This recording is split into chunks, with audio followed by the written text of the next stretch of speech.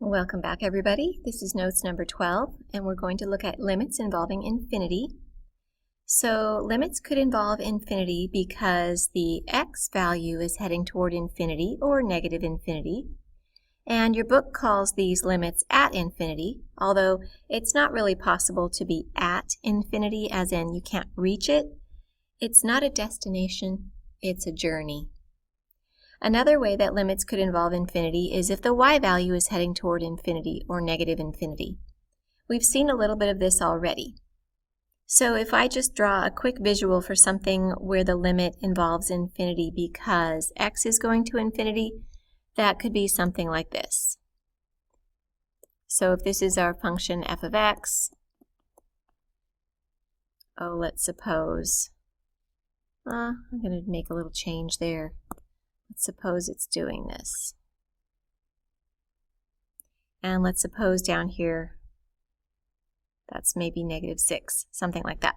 Okay, so the limit of f of x as x approaches infinity is 0 because the height of the function is getting closer and closer to 0. So that limit involves infinity.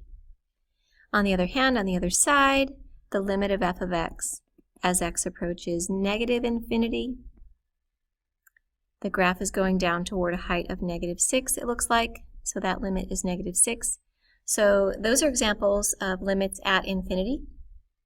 And then a limit could also involve infinity because the y values are going to infinity or negative infinity. So maybe we have something like this. Could also be on the other side, maybe like that. And if this is x equals 5, let's say, then we would have the limit of f of x as x approaches 5 from the left is infinity. And then we would have the limit of f of x as x approaches 5 from the right is negative infinity. So those limits also involve infinity. You could also have some where, like, let's say we have a polynomial.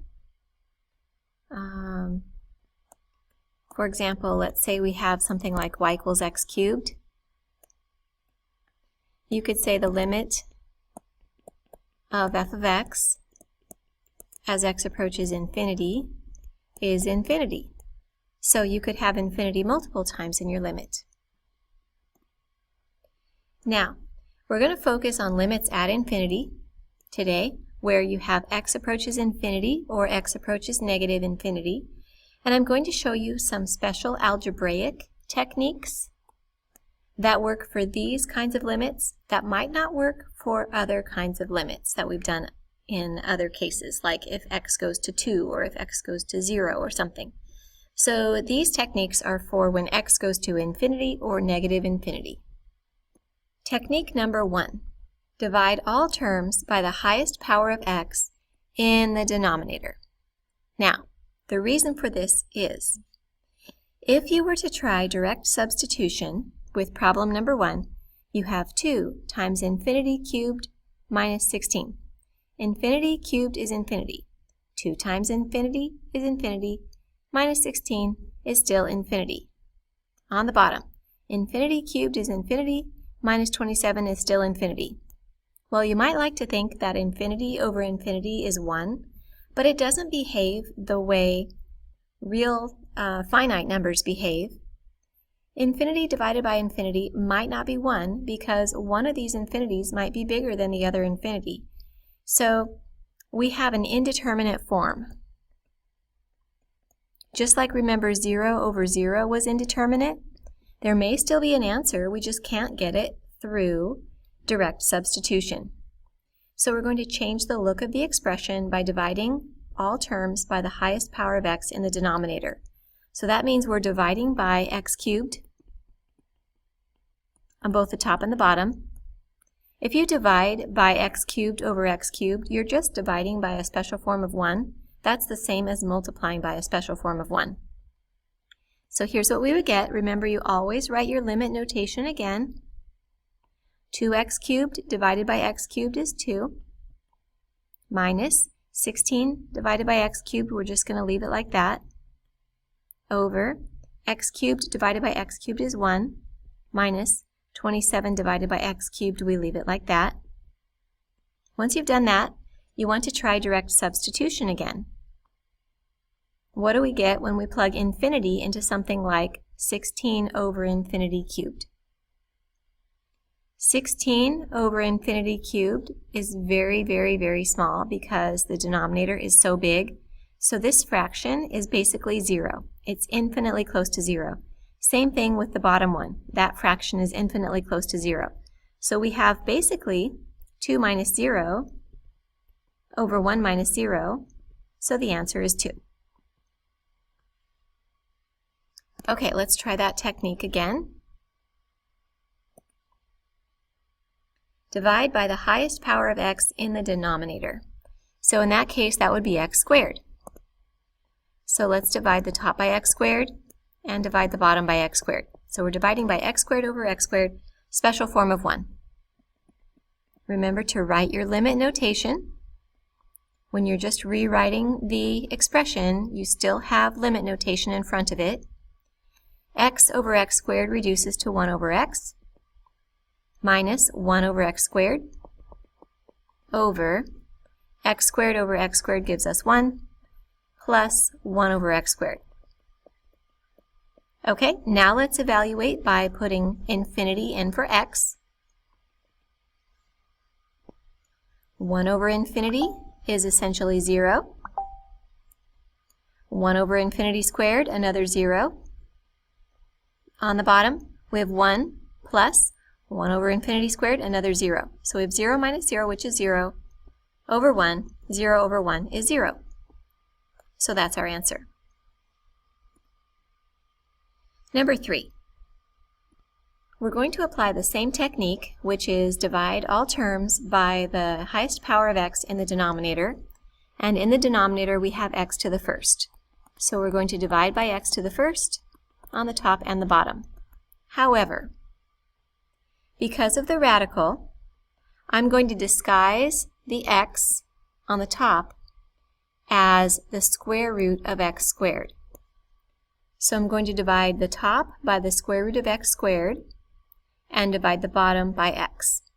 The square root of x squared is equivalent to x as long as x is positive, and we're talking about x going toward positive infinity. Okay, so we have the limit as x goes to infinity of the square root of 36x squared plus 7 over square root x squared. I'm just going to write that for now, and then I'll simplify it in a minute. On the bottom, 9x divided by x is 9 plus 4 divided by x. Okay, now you have a property that works with radicals that says if you have square root a over square root b, it's the same as square root of a over b, meaning you can put them both inside the same radical. So that's what I'm going to do now with the numerator. We're going to put these both inside the same radical. So we're going to have 36x squared divided by x squared, and that's 36, plus 7 divided by x squared, so that's all inside the radical. And on the bottom we still have 9 plus 4 over x. So now that we've done that, it's time to substitute the infinity in there. We have 36 plus 7 over infinity, that's going to be our 0, so we have the square root of 36 plus 0. And then on the bottom, 9 plus 4 over infinity is going to be 9 plus 0. Square root of 36 is 6. 6 over 9 is 2/3. So that's our answer. Okay, here comes another algebraic technique for evaluating limits involving infinity. It's use the conjugate. So what would happen in this problem, problem number 4, if we were just to use direct substitution? Negative infinity squared would be infinity minus negative infinity to the fourth would be infinity, plus 2 would be infinity, the square root of infinity would be infinity. It would be infinity minus infinity. Okay, infinity minus infinity is another indeterminate form. What if one infinity is bigger than the other? You don't necessarily get 0. Sometimes you might get 0, sometimes you might not. It's indeterminate. So we have to find a way to change how this expression looks.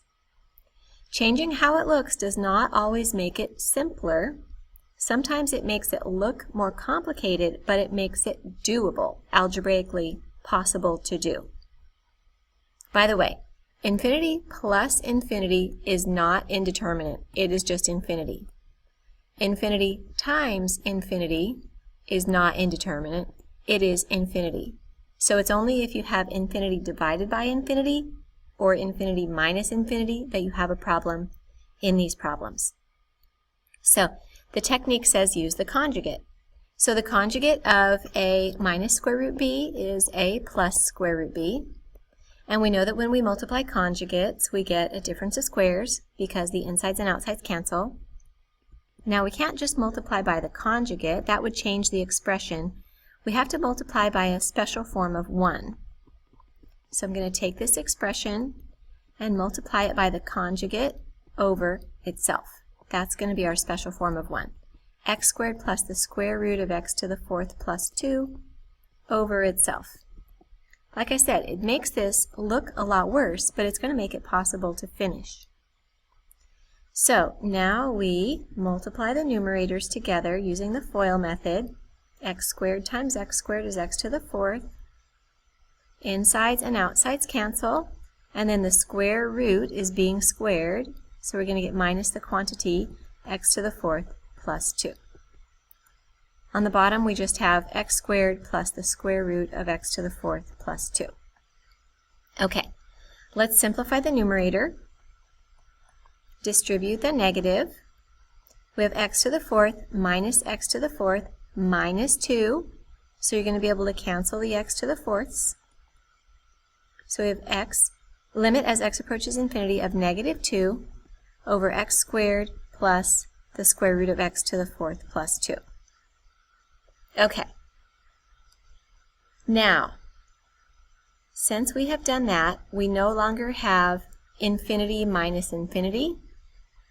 We also don't have infinity divided by infinity because the top is just negative 2. So let's try direct substitution.